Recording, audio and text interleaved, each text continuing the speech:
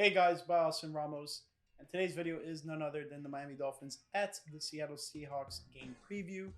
Uh, you know, there's been a lot of discussion this week about everything surrounding Tua. I feel like I've made enough videos. Aside from that, just want to state that, you know, whatever way the Miami Dolphins or Tua move after this situation, I'm on board with. Whether Tua wants to hang up the cleats and never play football again, fine. Like, that's totally fine. I understand. And if he wants to keep on suiting up and trying to lead this Miami Dolphins team to a Super Bowl, I'm all on board. So whichever route both the Miami Dolphins and Tua decide to go with, I'm here with. Definitely understanding and compassionate about this whole situation for Tua. But aside from that, I want to keep things pushing towards this actual game preview, and that is none other than the Miami Dolphins on the road at Seattle. One of the longest trips in the entire NFL. This game kicks off on September 22nd at 4 p.m. Eastern. It's probably 1 p.m. over there in Seattle. And this game will be televised on CBS, so check your local listings. If you're in Miami, definitely have this game. All right, so let's talk about the gambling lines. Currently, the Miami Dolphins are not favored. Seahawks are favored by 4.5 points, so minus 4.5 for Seattle. Over/under set at 41.5, and then money line is plus 180 for the Miami Dolphins, minus 215 for the Seattle Seahawks. According to ESPN, the Dolphins have a 33.2% chance of winning this game compared to Seattle's 66.5. We're going to talk about some of the recency bias. Dolphins just got smacked by the Buffalo Bills, 31-10. It puts them currently at 1-1. And the Seattle Seahawks inked out a win in New England, overtime win, and they won by a field goal, 23-20. Aside from that, there are some injuries on both sides, major injuries for both teams. As far as standings go, this is after Thursday Night Football, so currently the Dolphins are out of last place. Currently, New England's in last place in the AFC East at 1-2. Dolphins 1-1. New York Jets 2-1, and Buffalo Bills 2-0. As far as things go in the NFC West, the Seattle Seahawks are the lead dog there at 2-0. Meanwhile, Arizona and San Fran are tied at 1-1, and then the Los Angeles Rams are 0-2. Let's go into the injuries, and then we'll talk about the keys to victory. So first and foremost, we're going to go into the Dolphins since they are the road team in this matchup. We'll start off with Malik Washington, wide receiver. He's listed as doubtful with a quadriceps injury. I'm going to stay on the doubtful train right now. We have Raheem Mostert, running back, with a chest injury, and that is all for doubtful. As far as players who are confirmed out, we have Grant Dubois, wide receiver. He's listed out with a shoulder injury. And then we have everyone else is on injured reserve / the pup list. So injured reserve, obviously we have Tua with a concussion. We also have Patrick and Morris, safety, with a foot injury. Odell Beckham with an undisclosed offseason procedure. And Cam Smith, cornerback, on injured reserve with a hamstring injury. And then we also have River Craycraft with an upper body injury. Andrew Schwartz with a knee injury. Cam Brown, linebacker. All these guys are listed from training camp, so I'm not going to go too deep into them. The only ones that have been recently updated were Tua with the concussion, and then Raheem Mostert, Grant Dubois, and Malik Washington. As far as the Seattle Seahawks go, there was some interesting news developing throughout this week on whether or not Kenneth Walker III, the running back for the Seattle Seahawks, their lead back, was going to play in this game. Currently listed as doubtful with an oblique injury. That should be something to follow and may tweak how things go in this game for the Miami Dolphins. If I'm the Miami Dolphins, I'm preparing for a little bit of Kenneth Walker, a little bit of Zach Charbonnet, and then make adjustments at halftime depending on who's playing and how they're playing. So continuing on, we also have some more players listed as doubtful for the Seahawks. We have George Fant, offensive tackle. Jerome Baker, linebacker, former Miami Dolphin, doubtful with a hamstring injury. And then let's go to questionable guys. We have Vishka Chenault Jr., wide receiver. Let's see what else. Boy Mafe, linebacker, with a knee injury. Pharaoh Brown, tight end with a foot injury. Kayvon Wallace, safety, is just listed as questionable. And then confirmed out is Unshana Nwosu, linebacker. He's just listed as out.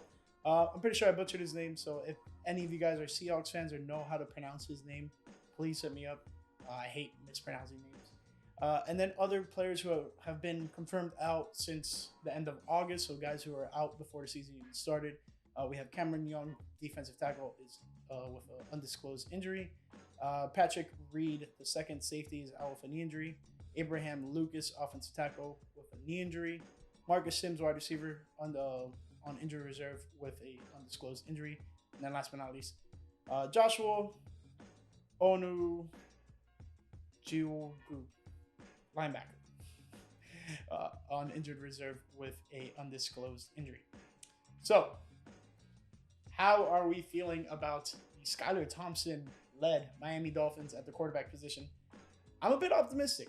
I want Skylar to go out there and play and not be looking over his shoulder the whole time, worrying that if he underperforms, he's going to get taken out of the game.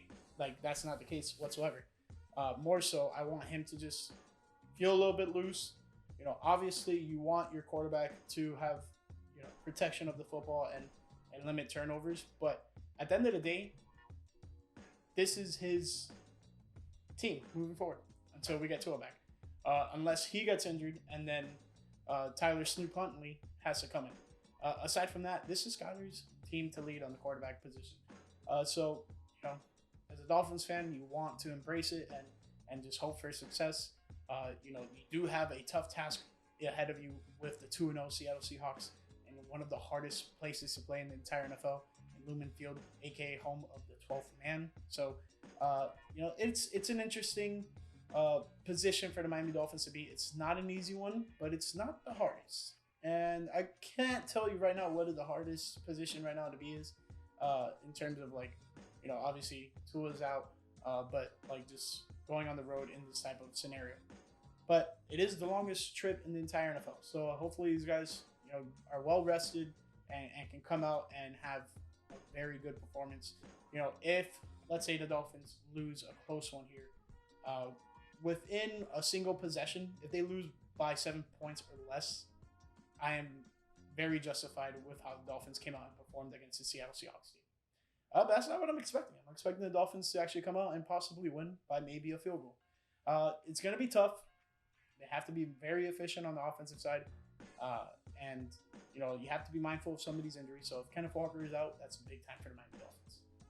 So without further ado, let's talk about the keys to victory.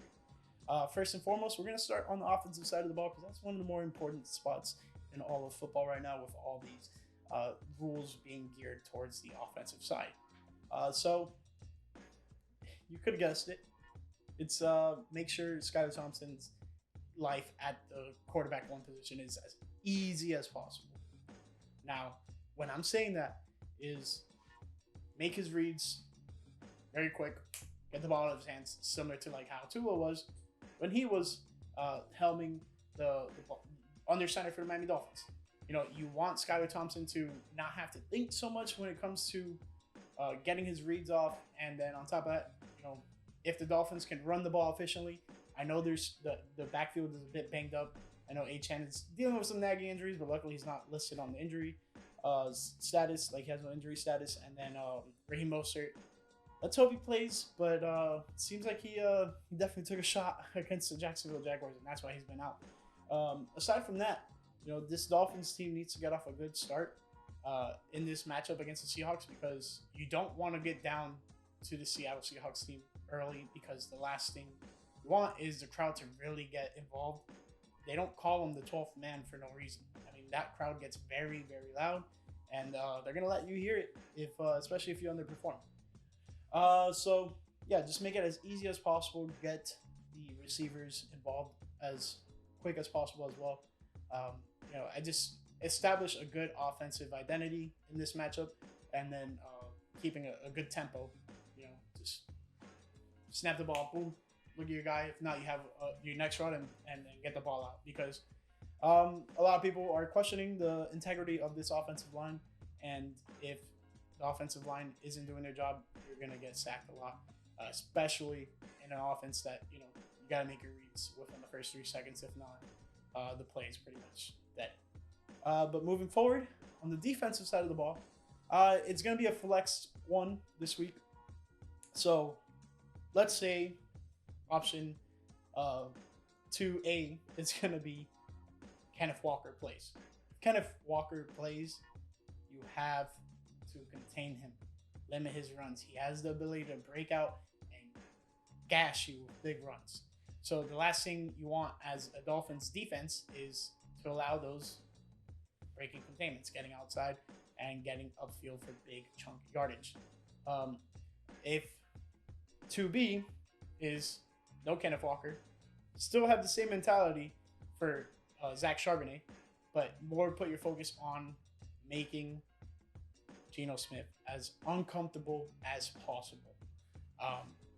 He's been thriving since he's arrived to Seattle since Russell Wilson's departure, and the supporting cast is there for him. So it's no fault that he's an experienced NFL veteran and he's having success at somewhere that was already kind of a decent squad. So within the first 2 weeks, being 2-0 under a new head coach, it's not a shocker. It's more of a surprise. And the way they handled that New England game was a bit surprising to me. I would have thought they would have had a little bit more of a decisive win. And they had another close game against the Denver Broncos. So I think this Dolphins team can't compete with them. So the injury to Kenneth Walker is a big sway over here. If Kenneth Walker plays and the Dolphins have legitimately no answers for him, then that's going to be a big time problem in this matchup. And last but not least, the third key to victory: do not shoot yourself in the foot.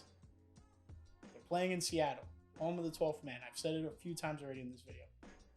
The last thing you want to do is let the crowd get into it, let them be very rowdy, and then you have false starts, offsides, neutral zone infractions, because you're trying to listen to stuff and you can't hear it. Miscommunication amongst play calls. We can't have that in this matchup. So do not let Seattle's home field advantage take you out of your zone. But that pretty much wraps up this game preview. Hope you guys enjoyed it. And aside from that, just pull for our guy right now, Skylar Thompson, and hope all the best for Tua. Aside from that, very excited for this matchup. It's one of the more interesting matchups in the NFL just based off of the travel alone. Yeah, thank you guys for watching, and I'll catch you in the next one.